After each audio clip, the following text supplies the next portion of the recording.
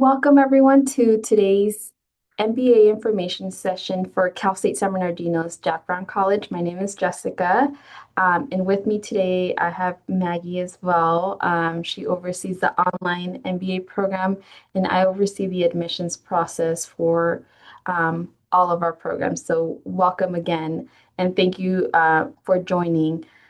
Um, I did want to first start talking a little bit about our campus. For those of you that are not familiar, um, I put the picture up, but since it's two of you, by any chance, are either of you graduates from Cal State San Bernardino or are familiar with the campus? No, I'm not. Okay, great. Ivan, by any chance, are you familiar with the campus? You can either put it in the chat. By the way, No, I'm not. No. okay, great. No problem. So we have a beautiful campus here in inland Southern California. It's about for those of you that are not familiar with the area, we're about an hour and a half, 2 hours away from downtown LA. Our campus is known number 12 best bang for the buck in the West, according to the Washington Mutual, and number 4 in the nation for social mobility, according to the U.S. News and World Report. And again, here's some pictures so you can kind of get an idea of what the campus looks like. Um, and again, this is just for the entire campus, but our program itself, we're really proud of our Master's in Business Administration program. Um, Before I go into um, my point of view as to why students are choosing the MBA program here at Cal State San Bernardino, I did want to welcome Dennis. Dennis, thank you for joining. How are you? Can you hear us? I'm great. Yeah, yes, I can. Hi, Okay. hi Hi. everyone. Hi. Thank you, Dennis. So Biana and Ivan, Dennis is actually a current student in our MBA program, so I invited him to join us today so that he can give you an idea of what it is to be an MBA student with us, um, and also the opportunity for you to ask him questions about what it is to be a student. Dennis, if you don't mind just sharing a little bit about your experience, what program you're pursuing, and what you like about it. Do you mind sharing that with us?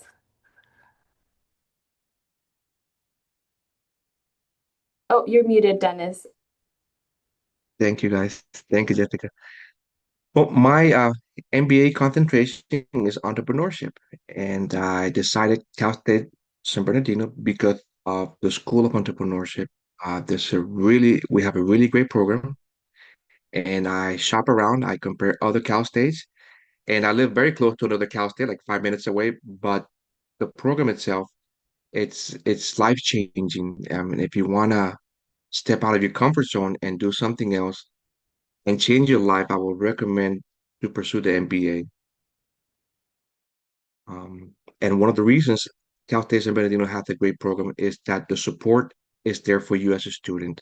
You have a writing center, you have a speaking center, you have a dedicated counselor for the MBA program that will be available for you and even walk-ins. You know, you might walk by, you have a question about your program, and you might go see DeLorean. I have a doubt. Can you help me out? And the staff is there to help you succeed. And I didn't see that at other schools, and I'm very grateful for the opportunity. And I like the program so much that I ended up adding a second master's in entrepreneurship. So I started with the MBA, and now I'm completing also a Master of Science in Entrepreneurship and Innovation. So different. Go for your MBA. Go for your MBA. It will change your life. It sure did in my case, and there's no point of return. And it's just becoming a better person and becoming more competitive in the workplace and in the job market. You know, you have experience now. You have a master's degree and you can take that anywhere, any country, any job, any company, and you have more opportunities in pay, in advancement,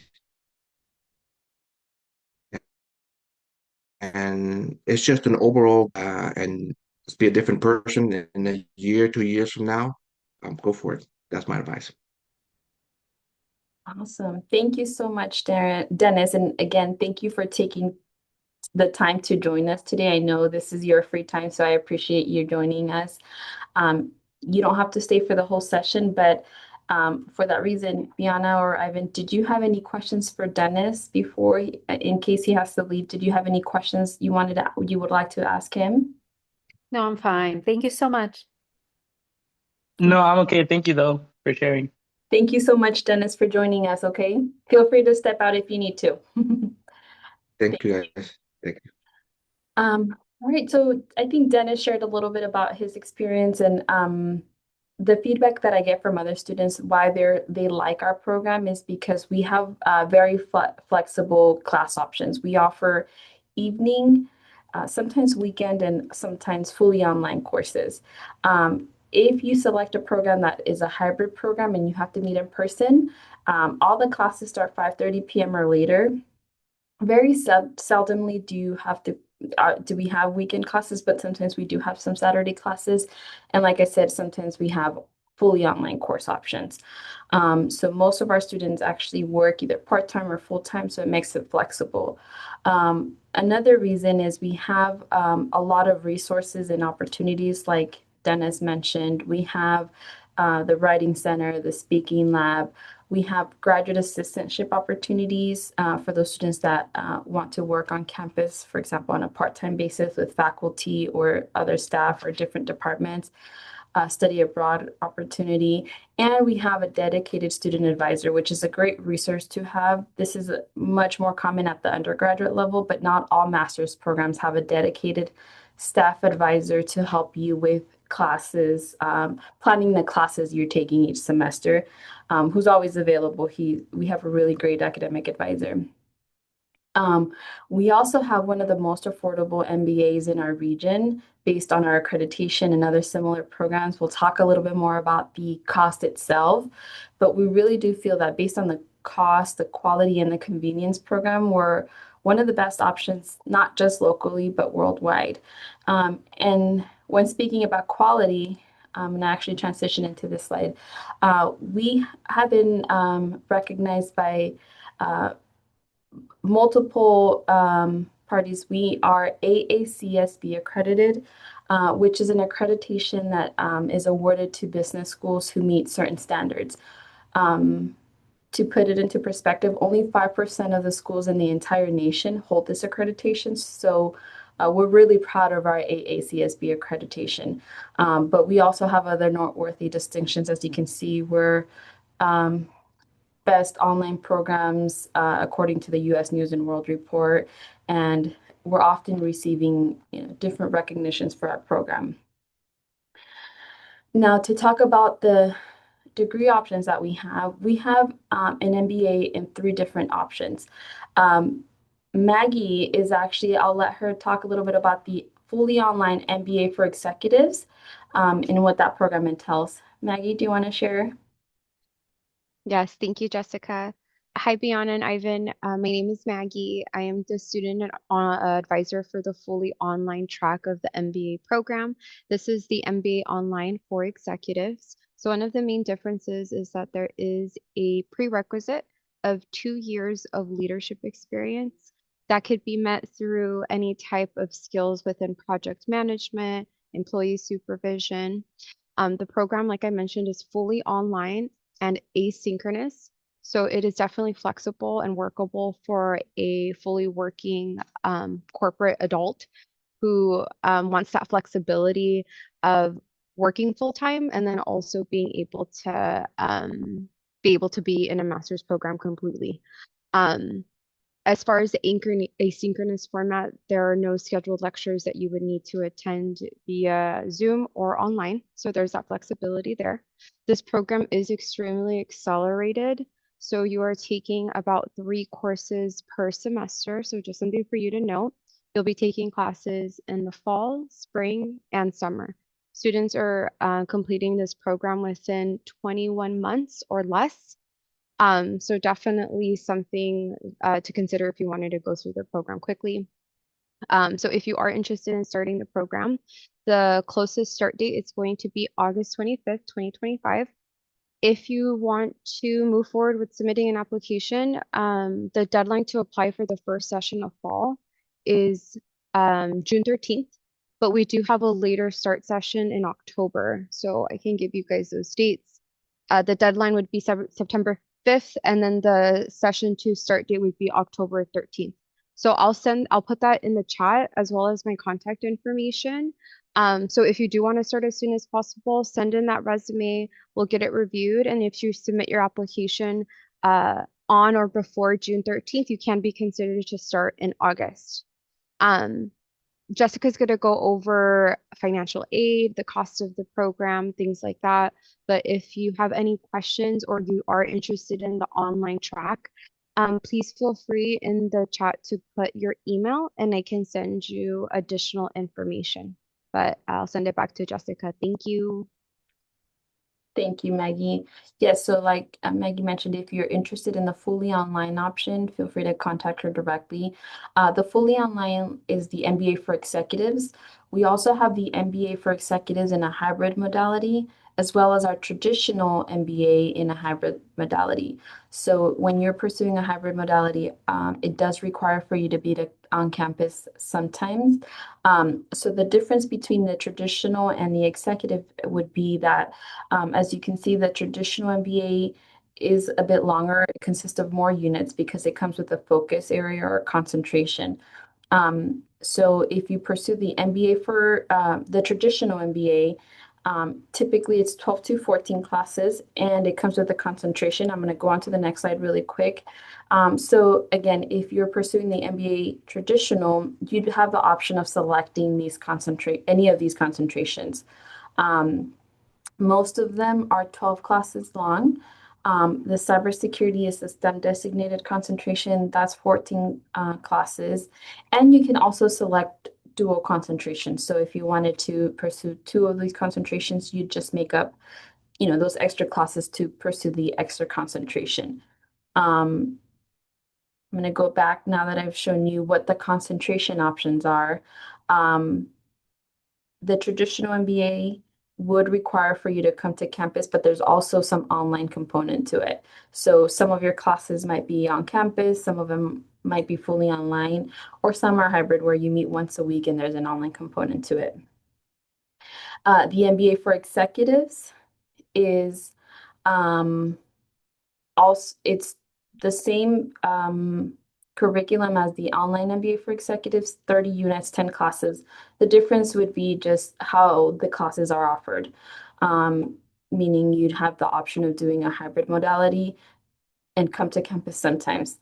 Whereas the MBA online for executives, you don't come to campus at all. You could do it fully remotely. I'm seeing some questions in the chat, so I'm going to address those. I went ahead and answered it. Okay. The student just wanted to confirm what type of degree is the MBA online for executive. Mhm. All of these degrees are all master's degrees. They're all masters of science in business administration, just different tracks, different modalities. Correct. We'll talk a little bit more about the admissions requirements, the difference in that. But before we move on, can I offer any clarification on the differences? I know Maggie probably already addressed that, but feel free to unmute yourself if we can clarify anything.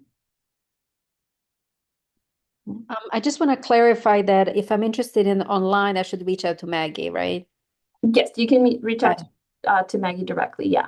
Okay, perfect. Thank you. Thanks. Yes, I'll be more than happy to help. I'm also available via advising sessions, so you can schedule a direct appointment with me to address any of your questions, or you can just email me or call me. I put in my contact I information there. saw it. So I can just send you your resume and then we can schedule something, correct? Yes. Got it. Thank you. Do you want And to I'm also, your go scheduling ahead. page, Maggie? Do you want to? Yes, I'm going to go ahead and put in my scheduling page. But I will, please schedule, or if any of those times don't work, I can coordinate something. But I'm going to go ahead and be stepping out, but it was a pleasure speaking to you all. We look forward to seeing your applications. Thank you, Jessica. Thank you. Mhm. Alrighty. So now let's talk about the admissions requirements. So it does differ between the traditional or the executive, whether you're doing the executive online or hybrid. So regardless of which program you pursue, all our programs will require for you to have a bachelor's degree. To verify that, we'll ask you to provide us with transcripts from all the schools you've attended. Unofficial transcripts are okay for the application itself. However, once you're admitted, we might ask you for your official transcripts. We're looking for a 3.0 GPA cumulative or within your last 60 semester units, whatever's higher. If your GPA is not quite 3.0, we can still consider your application, so don't let that fully discourage you.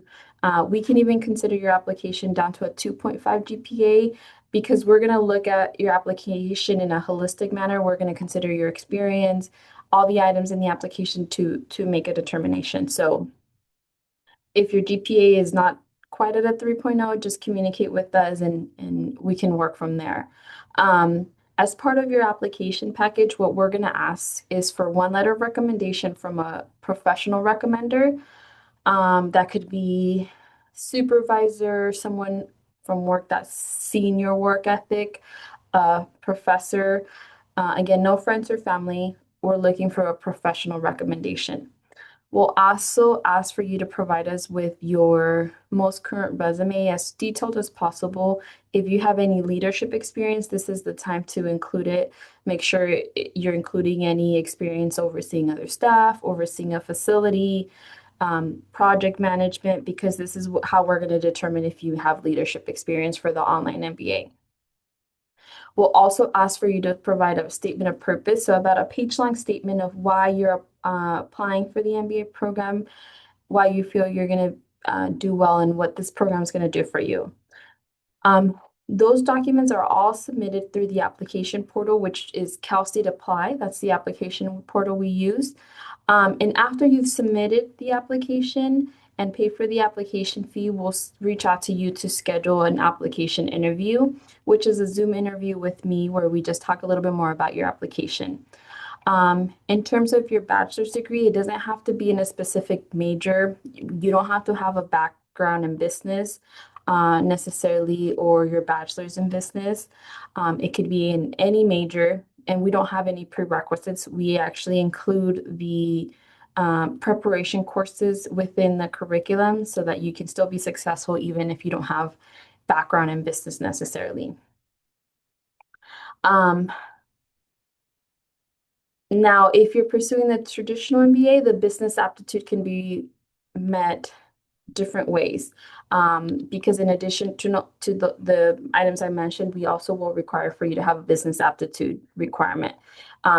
If you're doing the traditional MBA, which is the hybrid program with a concentration, you can meet the business aptitude either by having experience, another graduate degree, or if you already have a business degree with a 3.0 GPA or higher.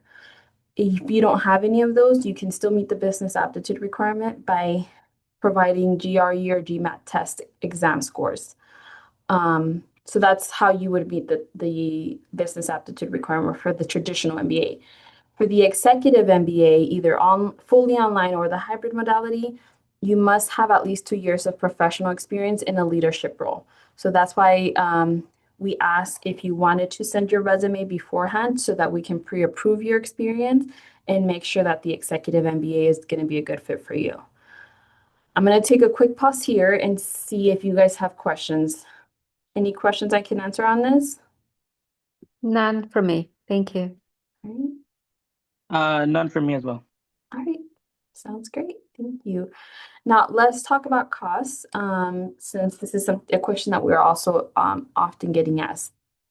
So if you're pursuing the traditional MBA, this program is a little bit more because it has more classes. It comes with the concentration, and it can vary on whether you're a resident or a non-resident or international student. For the traditional MBA, which is a hybrid program, you're getting charged per semester.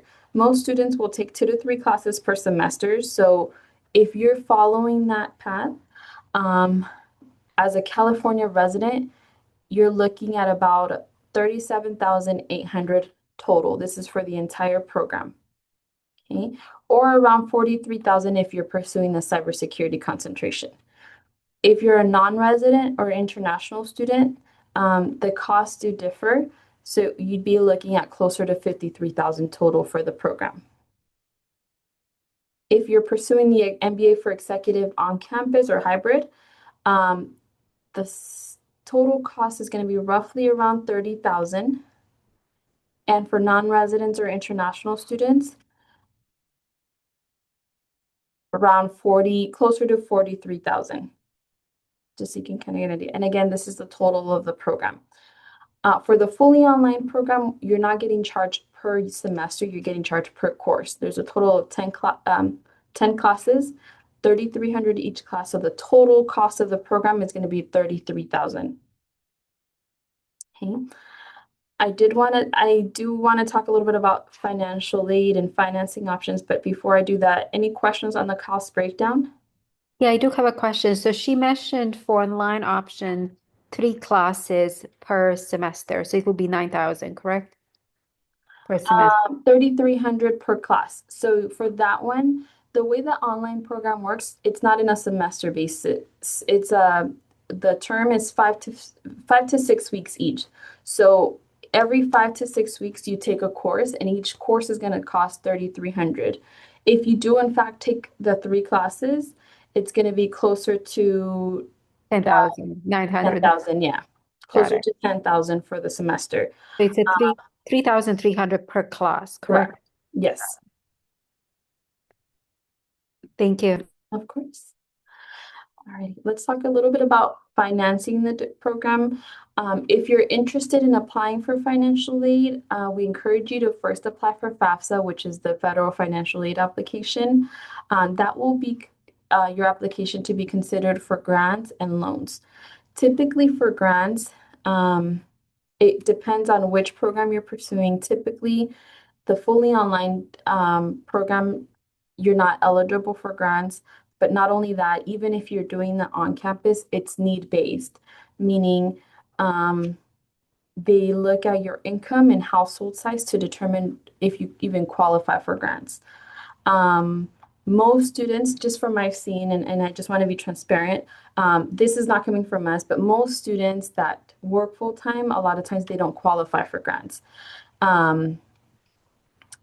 But that could be dependent on you and your application. So that's why we encourage all applicants who, if you're seeking financial aid, to apply for FAFSA so that we know what you're being considered for.